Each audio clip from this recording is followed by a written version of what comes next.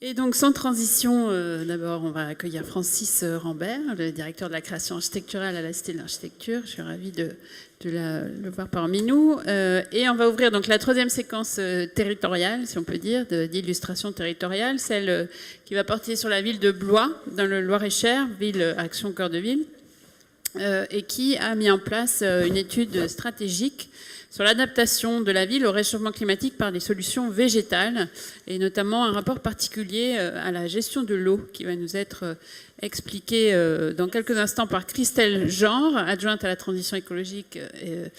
Et non, vous allez nous le préciser. Jean-Marc Bouillon, consultant de Takai Conseil, et Jérôme Bougeot, premier adjoint. Je pense qu'il est... Non, il n'est pas là. Oh, il est en... distancié. D'accord. Bon, alors je vous laisse vous présenter, parce qu'en fait, j'ai pas les bons noms, ça va éviter des problèmes. Allez-y, je vous en prie. Présentez-vous et vos fonctions, peut-être. Oui, bonjour à tous. Donc, oui, nous, on a tout mélangé. Le titre n'est pas tout à fait celui qui était indiqué. Donc, on va vous présenter ce qu'on est en train de réaliser sur la communauté d'agglomération de Blois et sur la ville-centre à Blois, où on a commencé un travail au départ autour de la problématique du pluvial et de l'urgence à agir, puisque la ville de Blois a un réseau qui n'est pas en capacité d'accueillir toutes les eaux pluviales. Donc on a commencé un travail sur l'eau, la gestion de l'eau à la parcelle, qu'on a rapidement élargi en fait à la question de la végétalisation de la ville. Donc du coup on va effectivement se présenter et on va chacun finalement présenter une petite séquence. Donc Madame Menou qui va aussi indiquer quel mandat elle porte, qui est notre élue, va présenter la dimension un peu plus stratégique. Ensuite Monsieur Bouillon qui est notre assistant maîtrise d'ouvrage présentera en fait la partie plus méthodologique, et moi donc qui suis responsable adjointe d'un pôle transition écologique pour la ville de Blois et la communauté d'agglomération. Je présenterai plutôt la partie opérationnelle et où on en est de ce travail. Voilà. Donc, je laisse la parole à Madame Menou. Oui, voilà. Bonjour. Donc, je suis Hélène Menou. Je suis adjointe au plan climat, la biodiversité, la végétalisation et l'alimentation, en fait. Donc, je ne sais pas où nous en sommes.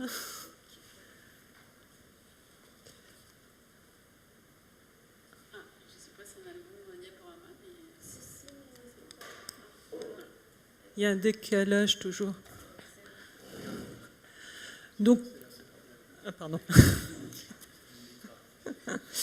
Donc Blois se trouve, c'est une ville moyenne de 50 000 habitants qui se trouve sur l'axe ligérien entre deux métropoles d'influence, Tours et Orléans, et à distance de petites villes d'influence aussi, Vendôme, ou sites d'influence, Vendôme, Amboise et Chambord. Donc Blois, à mi-distance de ces deux métropoles, avait un déficit en fait d'attractivité, d'image, et a bénéficié dans les années précédentes, en fait, le mandat précédent, du programme Action Cœur de Ville, en fait.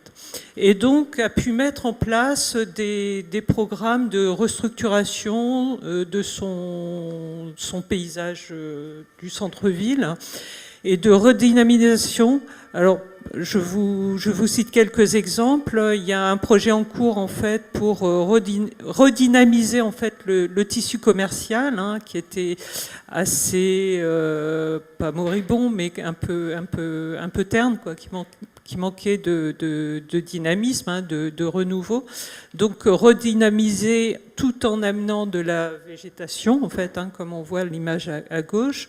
Il y a une révision en fait de tout le quartier gare avec une construction d'un pôle multimodal et tout l'aménagement de ce même quartier avec l'arrivée en fait de bâtiments de l'INSA de Blois et d'autres bâtiments.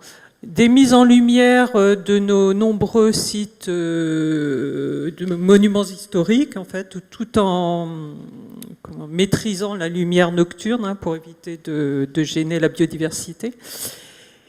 Des restaurations de monuments historiques, dont on en a beaucoup, et notamment l'église Saint-Nicolas en ce moment, et des acquisitions de quelques monuments d'exception, en fait, dont on veut profiter.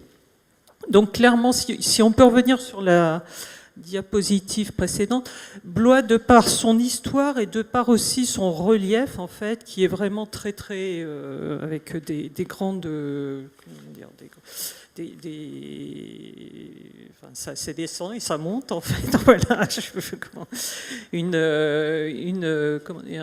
un profil particulier fait qu'il y a une grande minéralisation, en fait, de la ville, en fait. C'est vraiment très, très imperméabilisé. Enfin, on le ressent, en fait. Hein.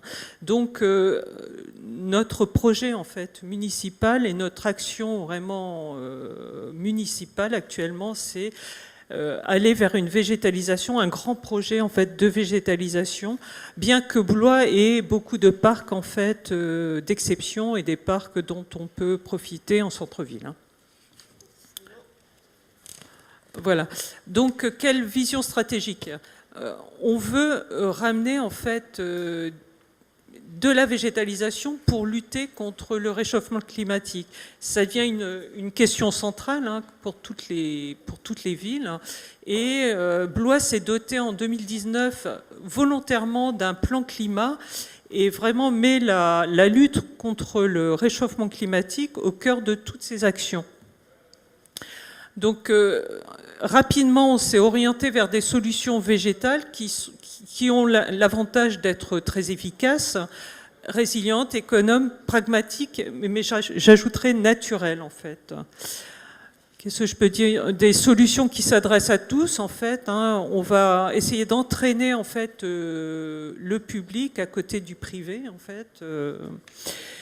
On va végétaliser pour rafraîchir, mais aussi amener d'autres bienfaits en fait, qui sont indispensables dans la protection de la biodiversité, la protection aussi de nos nappes phréatiques, et puis une bonne installation d'une trame verte. Le confort urbain, on sait que au-delà de l'attractivité commerciale ou des monuments historiques, dans les années qui vont arriver, en fait, l'attractivité va reposer aussi sur le cadre végétal des villes, en fait, hein, qui vont amener du bien-être aussi et qui seront certainement des éléments essentiels dans un futur très très proche. Et j'ajouterais que de nombreuses études, en fait, vous le savez, ont mis en lien un bien-être psychologique qui peut être proportionnel à la végétalisation de l'environnement. Et enfin, on a un partenariat exceptionnel dont Madame Jean va parler avec l'École nationale du paysage de Blois, hein, dont vous avez certainement entendu parler, donc qui forme des paysagistes et qui est devenu en fait un département de l'INSA de Blois en fait. Hein. Voilà. Et donc on a un projet très intéressant que je porte et qui me tient à cœur et dont Madame Jean va parler. Donc comme on vous l'a dit aussi, tout ça, ça s'articule aussi de la déconnexion en fait, la GIEP, hein, la gestion intégrée des eaux pluviales et de la déconnexion autant que faire se peut. On va voir si Monsieur Bouillon est bien avec nous en duplex de Lyon. Est-ce que vous m'entendez ? Oui, Jean-Marc, on vous entend. On est ravis de vous accueillir. Et comme je vous sais très bavard, je vous remercie de faire relativement rapidement pour qu'on puisse prendre des questions, parce que je ne doute pas qu'elles seront nombreuses. À vous. Voilà, vous n'allez pas faire la blague qu'on fait de temps en temps, essaye de faire court Bouillon, c'est pas ça. Non. Alors, donc, je ne sais pas qui va faire défiler le PowerPoint au fur et à mesure que je parle, mais on va commencer par cette diapositive-là. Donc, on a vu, il y a une volonté assez forte, assez bien exprimée par les élus, de bâtir une stratégie d'adaptation de la ville au réchauffement climatique à partir de solutions végétales. Quand on regarde une photo aérienne d'une ville, en l'occurrence, là, c'est la ville de Blois, bien entendu, et qu'on voit cette extraordinaire complexité que sont devenues nos villes, cet entre-là de parcelles publiques, privées, toute la fonctionnalité, etc., eh ben, en se mettant à la place d'un élu, on se dit, mais mon Dieu, par où commencer et que faire ? Donc la question qu'on essaye de développer avec Blois dans une espèce de construction innovante, c'est de répondre à cette question, par où commencer et que faire, sachant que malheureusement, il faut intervenir un peu partout Donc, quand c'est partout, c'est beaucoup. Et donc, il faut essayer de trouver une organisation, un cheminement, une priorisation qui fait qu'on commence par là où c'est le plus nécessaire, le plus efficace, les priorités. Alors, l'image suivante, c'est d'expliquer qu'aujourd'hui, on a à disposition des outils qui peuvent paraître paradoxaux parce qu'on a à la fois des outils qui sont empreints de l'intelligence naturelle, les fonctions écosystémiques des plantes, hein, comme le disait Madame l'adjointe, cette intelligence de la nature, voilà. Et puis on peut se faire aider aussi par de l'intelligence artificielle aujourd'hui qui nous aide à faire de la lecture algorithmique des pixels des photos aériennes, desquels on est capable de tirer des diagnostics complètement inédits qui ouvrent le champ des possibles. En l'occurrence, là, vous voyez qu'on est capable de sortir à la parcelle cadastrale, donc pour chaque parcelle cadastrale, d'un îlot, d'un quartier, d'une ville, d'une agglomération, une fiche d'identité avec un certain nombre de renseignements qui peuvent dépendre des sujets qu'on traite. Nous, ici, c'est l'eau et le végétal. Donc, on a en bleu là, des informations sur le sol, la pente, le coefficient de perméabilité, le coefficient de ruissellement, donc le rapport entre la surface imperméable et la surface perméable. Et en dessus, plutôt dans le carré jaune, on a des informations sur la densité de nature par parcelle, avec est-ce que c'est des végétaux hauts, des végétaux bas, etc., etc. Alors, si on passe à la diapositive suivante, alors là, c'est pas un PowerPoint, c'est un PDF qui mélange les diapos qui étaient normalement censés arriver successivement, mais c'est pas grave, on va s'en sortir. On voit qu'on est capable de sortir des diagnostics assez précis sur des choses extrêmement importantes, comme par exemple le potentiel d'infiltration d'une ville, c'est-à-dire quelle est la capacité qu'a une ville d'infiltrer son eau de pluie en déconnectant par exemple les gouttières des réseaux d'assainissement. Donc la question, c'est est-ce que l'infiltration de l'eau de pluie peut être une réponse pour la ville de Blois qui a un problème, comme le disait Madame Jean, de capacité de réseau? Est-ce que infiltrer est une solution? Et on s'aperçoit avec ces diagnostics-là que si on étudie cette capacité d'infiltration à la parcelle cadastrale et qu'on additionne, qu'on concatène tous les résultats, on s'aperçoit que Blois a, dans 70% des cas, la capacité très facilement ou moyennement facilement d'infiltrer les eaux pluviales. Donc, la ville est réversible. Avec ces mêmes lectures de photos aériennes, on est capable de définir également quel est le gradient de naturalité, c'est-à-dire quel est l'état de la nature à Blois, à la parcelle cadastrale. Est-ce qu'elle va être très forte, moyennement forte, faible, etc., etc. Et puis, être capable de répartir également la carte des températures au sol, l'indice de canopée, c'est-à-dire quel est le pourcentage d'ombre porté par un végétal de plus de 3 mètres de haut, c'est-à-dire un végétal sur lequel quelqu'un peut s'abriter, etc. Donc, si on passe à la diapo suivante, on est capable, alors là, ça va brouiller encore plus les choses, donc on est capable de mêler, en fait, ces nouveaux indicateurs et de faire des requêtes croisées en disant, est-ce que vous êtes capable de me sélectionner les parcelles ou les îlots, en l'occurrence, là, vous voyez, ce sont des îlots urbains qui sont très facile, moyennement facile à infiltrer, c'est-à-dire où il y a des sols ouverts, où il y a la capacité d'infiltrer l'eau de pluie. En même temps, sélectionnez-moi les îlots parmi ceux-là qui sont les plus chauds, et sélectionnez-moi également ceux sur lesquels la nature, le gradient de naturalité est le plus faible. C'est-à-dire qu'il y a des sols ouverts, on a la possibilité d'infiltrer, il fait très chaud, il n'y a pas beaucoup d'arbres. Et quand on sélectionne, on envoie ces requêtes croisées, voilà ce qui apparaît à l'écran. Là, on voit le tissu urbain de Blois et on voit des îlots qui apparaissent avec le code couleur très facile, bleu pour l'infiltration, facile, vert, toujours pour l'infiltration, jaune, etc., etc.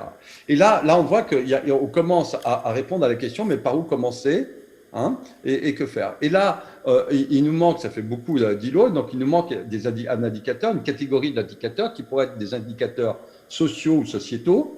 Et donc, si on va sur la dia suivante, j'imagine, voilà. Et ben, quand on rajoute le critère social ou sociétal, il y a encore moins d'îlots qui apparaissent, et on peut faire apparaître également la liste des équipements qui peuvent nécessiter une action prioritaire, comme par exemple les écoles primaires, les écoles maternelles pour les programmes Oasis, les dispensaires, les résidences pour personnes âgées, etc., etc. Donc on voit qu'il y a un empilement de critères possibles qui permet de focalisé sur les endroits qui pourraient être les endroits prioritaires d'une ville. Et ce qui est intéressant dans l'aide qu'apporte cette intelligence artificielle et ces outils, c'est qu'on est sûr que ce sont des endroits où les réponses végétales sont adaptées parce que ça part par une analyse du sol et de la capacité de ce sol à boire l'eau de pluie. Alors, si on va dans la dia suivante, voilà, ça donne un zoom sur des données chiffrées. Donc, on s'aperçoit que dans le cadre de Blois, avec les critères que nous nous sommes fixés ensemble, eh ben, il y a 80 îlots qui apparaissent sur les 823 îlots urbains représentés à Blois, ce qui donne concrètement 100 hectares sur les 3400 hectares de la ville.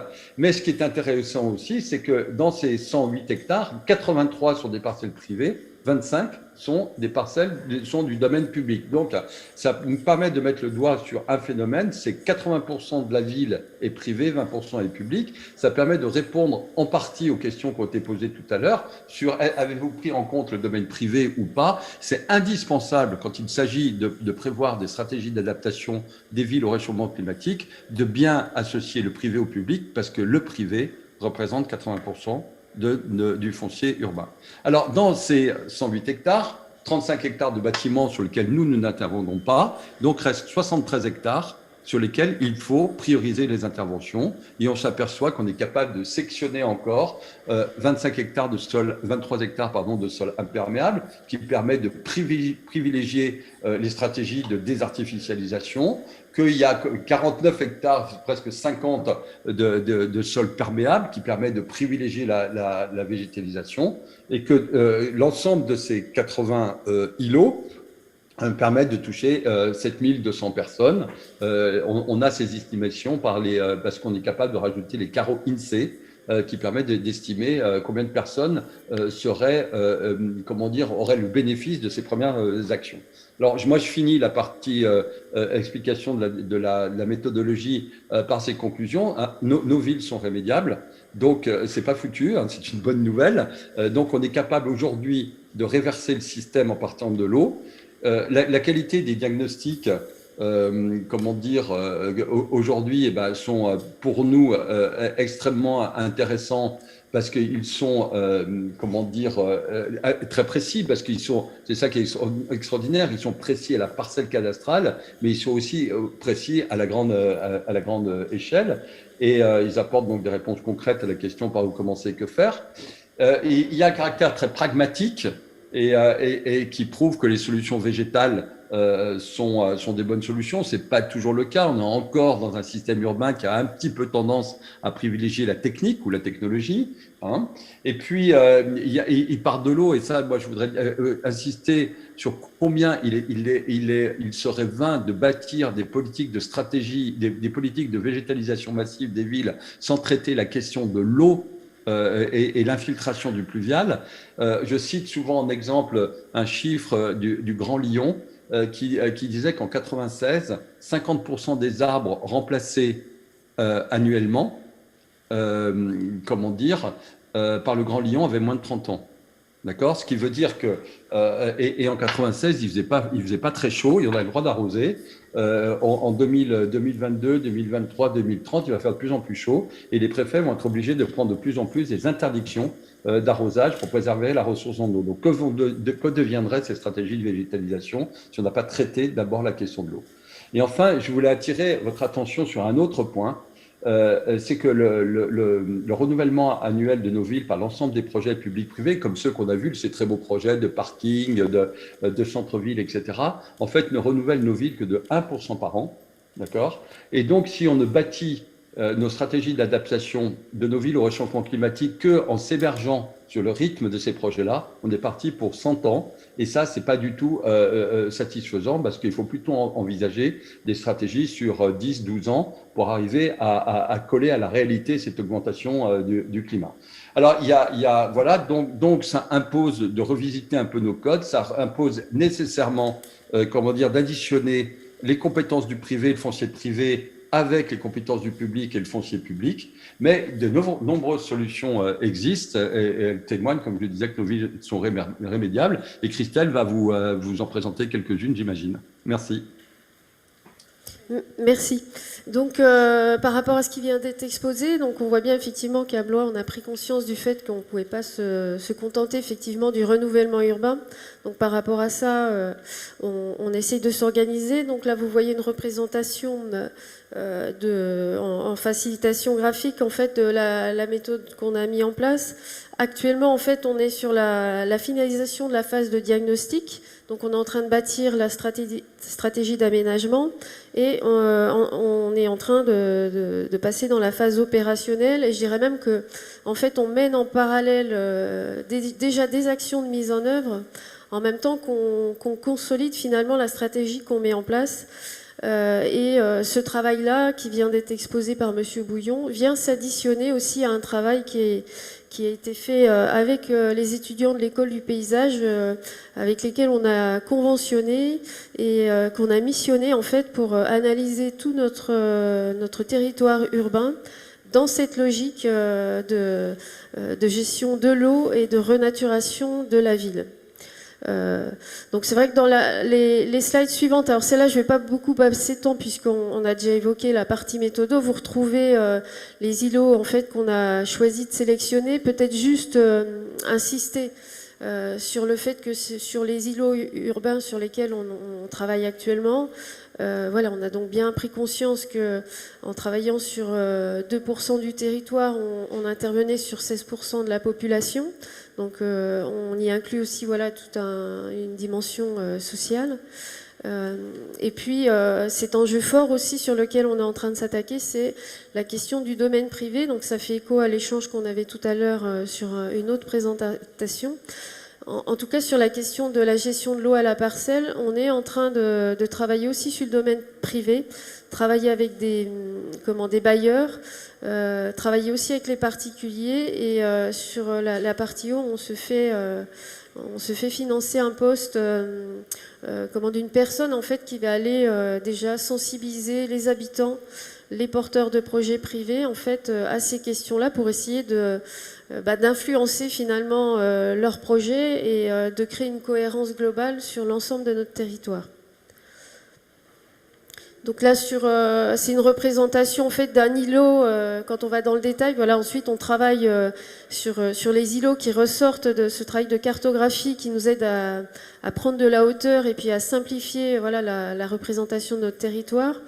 Donc des fois on a des surprises puisque là on voit que c'est un peu du pavillonnaire, des maisons individuelles qui ressortent comme des zones à enjeu. Donc c'est bien pour ça en fait qu'on essaye d'agir avec les particuliers pour essayer de modifier leur façon finalement d'aménager leurs parcelles en leur expliquant pourquoi c'est intéressant de déconnecter leurs eaux pluviales et pourquoi c'est intéressant de bien réfléchir à la façon dont ils vont aménager leurs espaces extérieurs et à cette notion aussi de redonner de la perméabilité, y compris sur leurs parcelles. Voilà. Ensuite, on fait un travail aussi au-delà de la question des zones publiques et privées. On a regardé aussi, par exemple, le lien entre les déplacements cyclables et puis les voies publiques, de manière à repérer en fait celles qui sont déjà plutôt bien pourvues et qui peuvent nous servir d'îlot de fraîcheur pour les déplacements et favoriser les déplacements doux. Et puis celles sur lesquelles il faudrait retravailler. Donc là, on voit sur ces images, voilà des voies qui apparaissent en rouge. Donc ça nous permet, comme ça aussi avec les élus, de faire un travail de priorisation et de mise en cohérence entre différentes politiques publiques, dont la politique publique des déplacements. Ensuite, on vous montre maintenant rapidement quelques exemples. Je disais qu'en fait, en parallèle de ce travail de construction d'une stratégie qui se consolide avec la mise en place d'une autorisation de programme avec un budget sanctuarisé autour de la végétalisation, j'allais dire pure, on a commencé avec les services à la demande des élus, en fait, de convertir des zones. Donc, j'allais dire, ça peut paraître symbolique, c'est des petites choses, mais l'idée, c'est aussi d'additionner plein de petites choses sur le territoire pour faire bouger les lignes. Et puis justement dans la représentation qui vous est montrée dans le cadre de l'étude de naturalité, faire passer des zones du rouge au vert en quelque sorte. Donc on désimperméabilise des pieds d'arbres. On a fait, comme dans beaucoup d'autres villes, on travaille sur les cours d'école, donc on fait aussi un travail de déconnexion dans les cours d'école des bâtiments qu'on peut déconnecter au niveau du pluvial en recréant des espaces végétalisés dans les écoles. C'est pas toujours très simple parce que dans une école on doit concilier plein de choses, dont aussi la question de l'accessibilité. Donc il faut aussi réussir dans des espaces parfois très petits à concilier tous ces enjeux. On a mis en place une micro-forêt urbaine récemment au pied d'immeubles, plutôt dans une zone très urbaine. Et puis on a tout un travail aussi incitatif autour des budgets participatifs, où pareil on essaye de sensibiliser à cette question de la végétalisation pour essayer de favoriser aussi des projets qui vont dans ce sens-là. Alors ensuite, là c'est une représentation aussi du travail qui a été fait avec l'école du paysage, avec les étudiants. Donc ils nous ont remis un document qui fait au moins, je crois, 500 ou 700 pages d'analyse de notre territoire et de propositions. Là, c'est simplement une représentation sur le centre-ville de Blois qui montre qu'il nous propose aussi sur des secteurs très très urbanisés, des principes d'aménagement pour végétaliser les bords de rue et les façades. Ensuite, c'est un travail qu'on fait aussi toujours autour de l'eau et de la végétalisation. On est sur des espaces qui sont en limite bailleurs secteur public. Donc on engage un travail avec les bailleurs.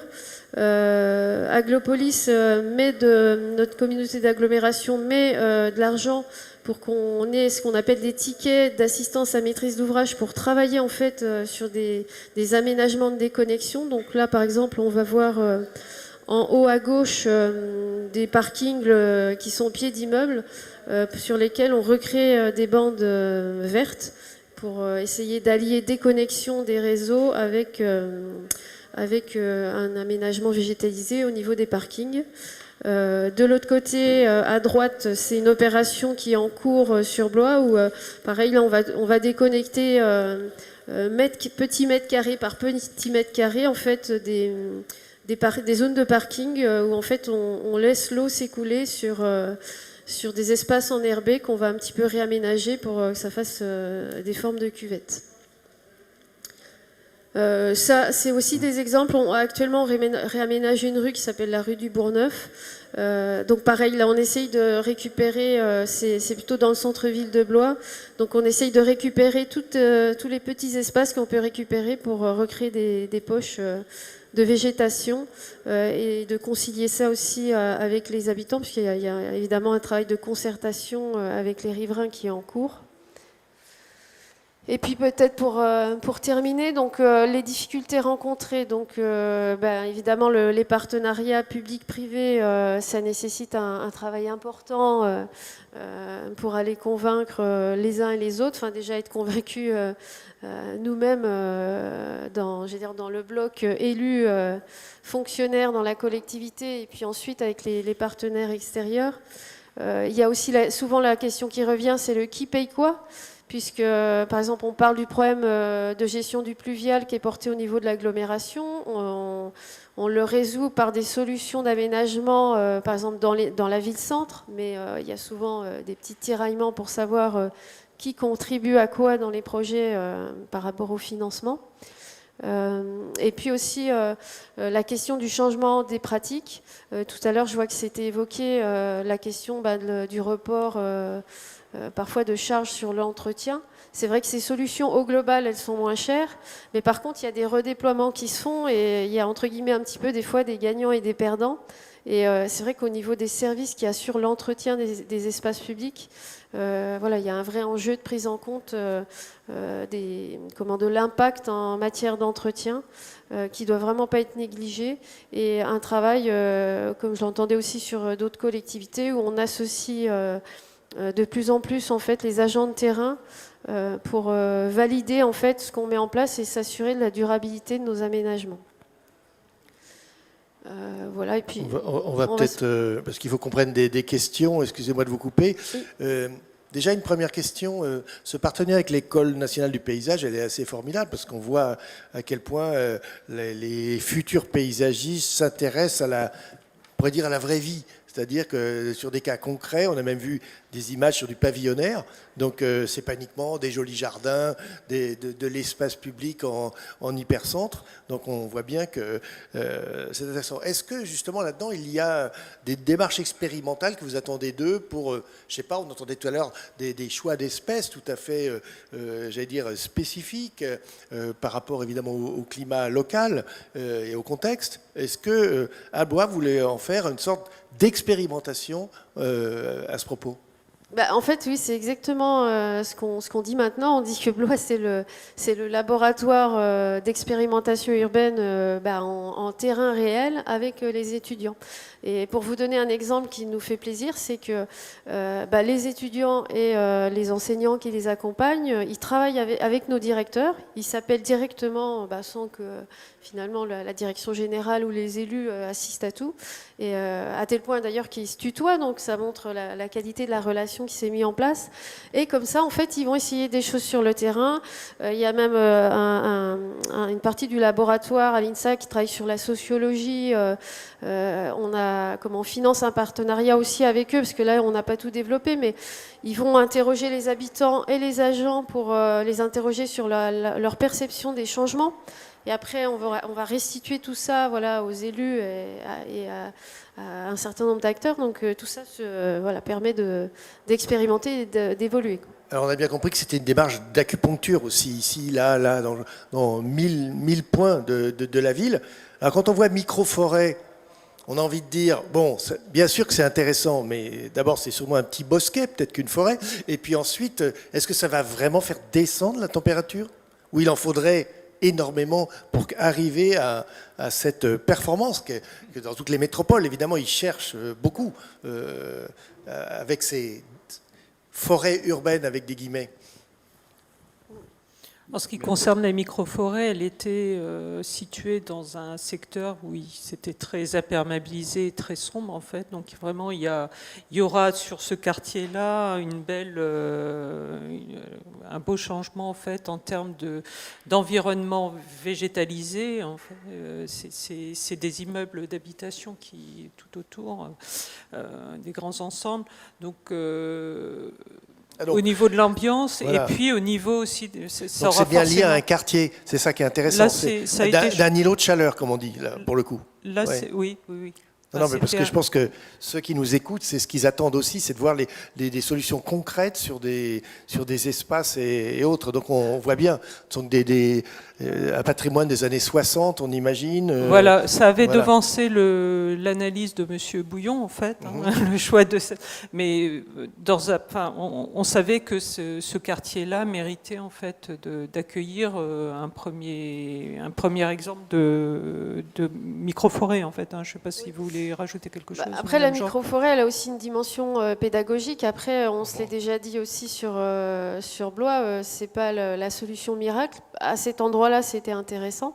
Mais effectivement, c'est la diversité, la multiplicité des interventions sur les différents quartiers qui doit permettre de changer vraiment la donne. Et ensuite, justement, de revenir à cet outil cartographique qui permet aussi de vérifier si on a évolué ou pas. On va peut-être prendre des questions. Florentin ? Deux questions côté participants en ligne. De savoir, est-ce que vous avez envisagé éventuellement de pouvoir repasser à l'air libre certains réseaux urbains de gestion des eaux pluviales qui seraient enterrés jusqu'ici? Et par ailleurs, sur la sensibilisation des espaces privés à la désimperméabilisation, est-ce que vous avez des outils en place pour sensibiliser justement le privé à cette ambition-là? Merci. Oui. Alors, sur la question des réseaux, alors à Blois, on a un ancien ruisseau, on va dire, qui s'est transformé en réseau, comme à beaucoup d'endroits où il y a eu effectivement des réflexions, parce qu'il passe au milieu d'un parc urbain, où il y a une réflexion en cours sur ce sujet-là, mais qui n'est pas vraiment aboutie. Et puis ensuite, la deuxième question, vous pouvez juste me la rappeler, c'est... Ah oui, les outils. En fait, déjà, le principal outil, c'est un outil humain. C'est en fait avoir une personne qui va aller prêcher la bonne parole et tisser des liens, en fait, pour expliquer et essayer de convertir. Après, on réfléchit, j'allais dire aussi, et ça c'est quelque chose qui arrivera aussi à la fin de notre phase quand je dis on consolide la stratégie, c'est que il va peut-être aussi falloir mettre en place des outils financiers incitatifs aussi pour accompagner cette démarche. Quand vous dites distribuer la bonne parole, parce qu'il existe par exemple des permanences architecturales, est-ce que vous imaginez des permanences paysagères justement là-dessus? Est-ce que pour que précisément les gens viennent prendre conseil et ensuite développer ici ou là des opérations qui iraient dans votre sens? Oui, alors c'est vrai que ça peut prendre différentes formes. D'ailleurs, à Blois, on a mené déjà des actions de sensibilisation alors avec des partenaires extérieurs qui ont l'expertise sur d'autres territoires, aussi avec le CAUE, où on organise aussi en commun des sessions de sensibilisation avec l'école du paysage, où aussi chaque année on développe des séries de conférences. Après, effectivement, maintenant l'enjeu c'est de ne pas attirer que les gens qui sont déjà convaincus, oui, mais d'aller chercher d'une autre façon en fait les gens qui ne pensent pas à cette façon d'aménager quoi quelque part. En tout cas, on note bien le travail avec le CAUE, toujours très, très important dans les territoires. On cesse de le dire dans cette maison, mais c'est pas mal de l'entendre parce qu'il faut les consulter. Florentin, autre question? Non, pas d'autre. Séquence suivante, comme on dit.